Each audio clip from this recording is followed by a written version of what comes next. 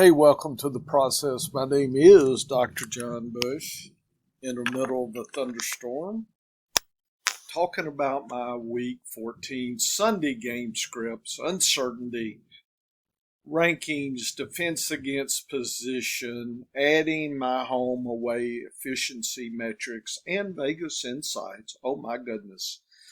Fantasy football is a systems problem, and it will be solved using the systems approach, multiple data streams, and understanding the proportions, kind of like a recipe. There's the trick, is putting things together like that, and that's why people can struggle, is what's 80% importance, what's 10% importance, and that's the kind of research that I will do, continue to do, have done, and this is just an example of where I'm at today, and I present blocks of information for you to consider. It's not straightforward. It hopefully allows you to think about things and stirs memories and considers aspects and lets you weigh various things and see what works for you. Put it in your diary. I do Vegas information. I do my defense against the position tables. I do home away metrics and rankings tables, including uncertainty. You can read this up. This is all at scienceoffantasyfootball.com. This report. And so this week, what teams are the best? What are the worst? Here are the best two, I think. No surprise, Dallas and Kansas City. The power rankings here, if you look at the scale, they're 19 to 18 above average. Then you have a bunch of fairly good teams this week. You can look at all those, see what all that's about. And then here's the concerning teams. And then here's the ones that are really concerned, including Houston. Okay, just power rankings, so Houston and Vegas is not a fool. They've got that as a blowout as well. And you can look at that and see what you think. Here it is plotted. Red teams have some issues this week. Green teams should have a better scenario for them. I also do uncertainty levels. I rank all players, whether they're high, average, or low uncertainty players. Think of high players, uncertainty players, as being risky, I guess, or uncertain, certainly. And then low is less risky, a little bit more certainty. You're not extremes one way or the other. It just gives you an idea, it points to you. I then give you the average and high numbers divided by the low. I give that as a metric. And this week, the trickiest teams to consider: Pittsburgh, Minnesota, Tampa Bay, and the Chargers. The better teams: Seattle, Cincinnati, Buffalo, and Baltimore. And you can look and consider that as well. So again, that helps set the scenarios. So you have power rankings here, and you have uncertainty rankings. They are independent of each other, so consider both when you're looking at things and setting the table. This week, let's just do the high-scoring games. There's 3 here: Minnesota, Detroit, Cincinnati, Cleveland, Miami, the Chargers. The spreads are pretty close except for Cincinnati. They're thinking 4.5, 5 points, all above 50, high scoring, so lots of fantasy goodness. At least that's Vegas's view, having an over under there. And then I have my DAPs. If you look at, say, Detroit and Minnesota, both those teams face easy defenses. Okay, Detroit is easy across the board. Play them early and often here. Look at this. Even the kicker wouldn't play the Detroit defense, though. Minnesota, Dalvin Cook's going to earn his bacon. That's the only thing that's really, really tough. But Cousins should be passing, going crazy, and the defense is worth a play as well. Cincinnati, Cleveland. This is a little bit tricky because Vegas says go for it, it's high. The so-called DAPs would say this is really tough. They only point to Chubb and Mixon getting lots of activity.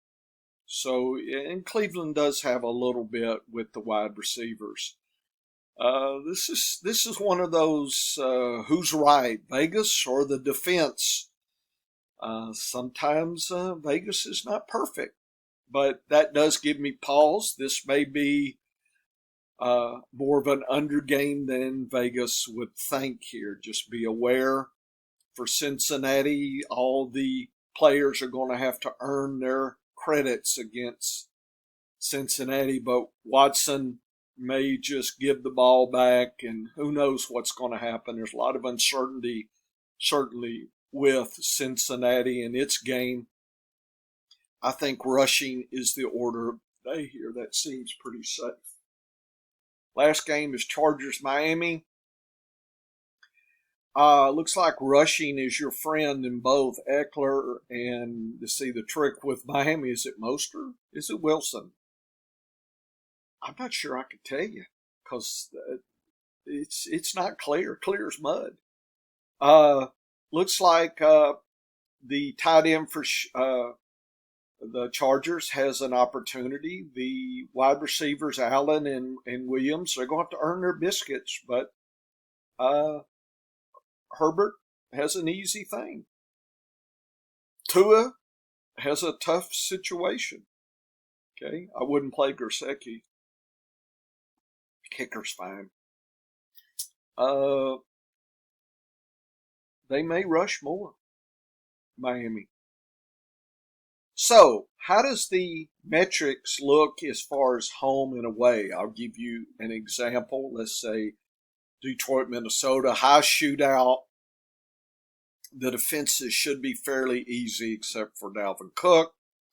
So for the Detroit side, they love their home. I stained it in orange, so that means it's home. 70% above league average, loving their home efficiency. It's all good. At home, they tend to rush less, pass more. Anything above 1 is skewed. Above 1 means that they're going towards that. I usually go between 0.9 and 1.1. Anything above that or below that is significant.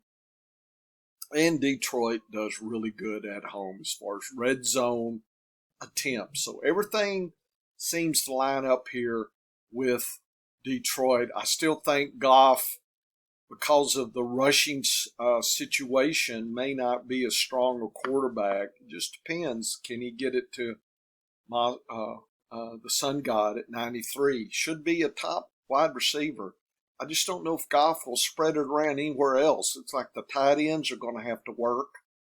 Sharp maybe gets a touchdown. It's average uncertainty at 34. That means a wide receiver 4 boom bust type to me. Minnesota loves home games. And at home they run, and they pass less.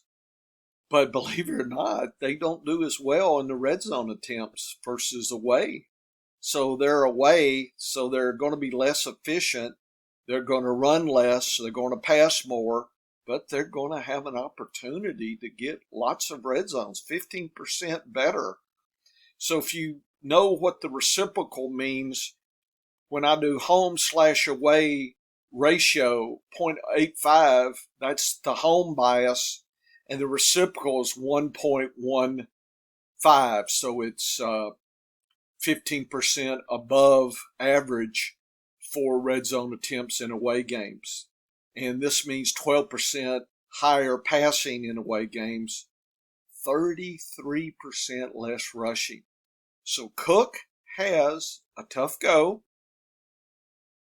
I've got him rated still fairly high, but notice it's high in certainty. Certainly a good thing, but hopefully he can catch some passes out of the backfield. Cousins, still don't know if he can get it to Hawkins. Is there enough meat on this for this week's?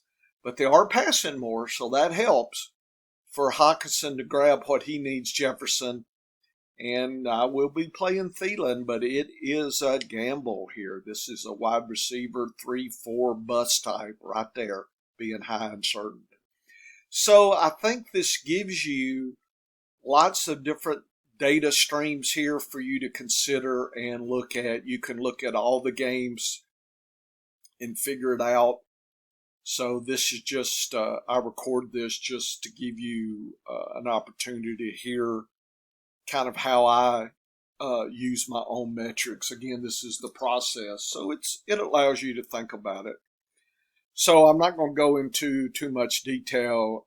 You can figure this out, and the article with all this information is sitting up scienceoffantasyfootball.com. Very interesting. Beware of the tougher games right here. So be aware. There's some issues here. Okay. Good luck. Week 14. Get into the playoffs. Let's do it.